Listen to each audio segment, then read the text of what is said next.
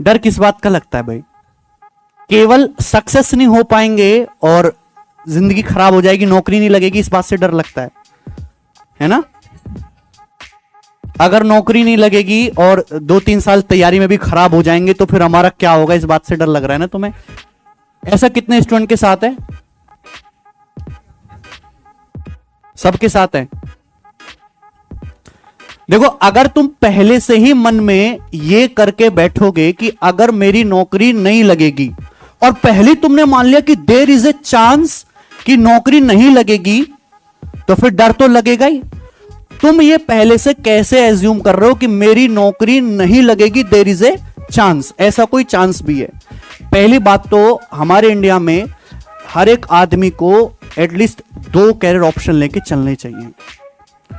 ये है, 2 career option लेके चलने चाहिए। जो लोग कहते हैं ये मेरा जीवन का मकसद है और मैं यही करूंगा, तो ऐसे लाखों करोड़ों एग्जाम्पल हैं जो वो चीज नहीं कर पाए और उनका लाइफ का एक बहुत बड़ा हिस्सा उस चीज को करने के चक्कर में खराब हो गया। लोग तो केवल अखबार में जो कटिंग आती है कि रिक्शा वाले का बेटा आईएएस बना, लेकिन वो अखबार की कटिंग वाले ये नहीं छापते हैं कि 10,000 लड़के और भी आए थे बिहार पटना से पढ़ने और वो आईएएस नहीं बने और बनने के चक्कर में उनके 6-7 साल खराब हो गए। ये देखा कभी छपते हुए? तो आपको एटलीस्ट 2 कैरियर ऑप्शन रखने हैं। अभी जो उसमें एक प्राइम होगा और एक दूसरा जो तुम्हारा सब टारगेट होगा।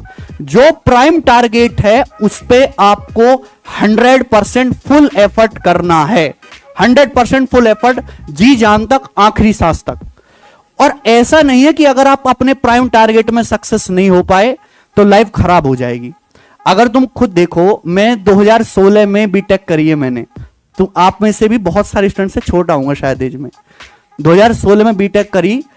एक बार तैयारी करने का भी सोचा कि मैं भी एसएससी की तैयारी करूंगा, और मैंने कभी एसएससी की तैयारी नहीं की। मैंने कभी भी अंग्रेजी पढ़ के नहीं देखी, केवल गणित पढ़ता था मैं और डाउट क्लासेस लेता था। और 2016 का जब रिजल्ट आया तो मेरा सिलेक्शन 0.25 नंबर से रह गया। आप चेक कर सकते हैं, 0.25 नंबर से मेरा सिलेक्शन रह गया।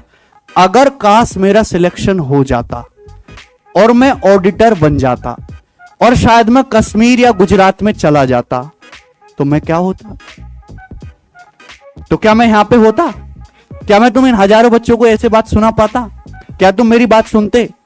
तो अगर मैं अपने वो मेरा प्राइम टारगेट नहीं था। मेरा प्राइम टारगेट क्या था? टीचर ही बनना है। पर एक सब टारगेट मेरा तब भी था कि मुझे गवर्नमेंट जॉब ले लेनी है अगर यहां पे मेरा कुछ नहीं हो पाता है। क्योंकि मैं मुखर्जी नगर में था, आदित्य सर के सपोर्ट से मैंने कई जगह इंटरव्यू भी दिए थे, तो लोग मुझे मना कर देते कि लड़का एज में छोटा है, पहले 4-5 साल एक्सपीरियंस लो। ऐसा बहुत बार हुआ है। लेकिन मेरा प्राइम टारगेट यही था और मैं सक्सेसफुल हुआ।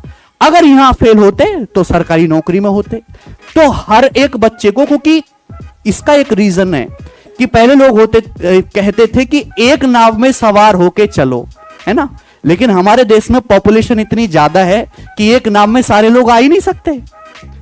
तो यहां पे नाव बहुत सारी हैं, तो एक टांग दूसरी नाव में और एक दूसरी नाव में, ऐसे आपको एजम्पशन करना है। मतलब 2 कैरियर ऑप्शन आपके एटलीस्ट होने चाहिए। पर अभी जो प्राइम टारगेट है सरकारी नौकरी की तैयारी करने, उसी पे अपना 100% एफर्ट मारना है और एक टाइम फिक्स करना है, 1.5 साल 2 साल, कि इतने टाइम पीरियड में मुझे निकालना ही है। और केवल एक सरकारी नौकरी नहीं निकलती है, निकालने वाले 5-5 निकालते हैं। हर एक एग्जाम को देना है। बहुत सारे बच्चे क्या करते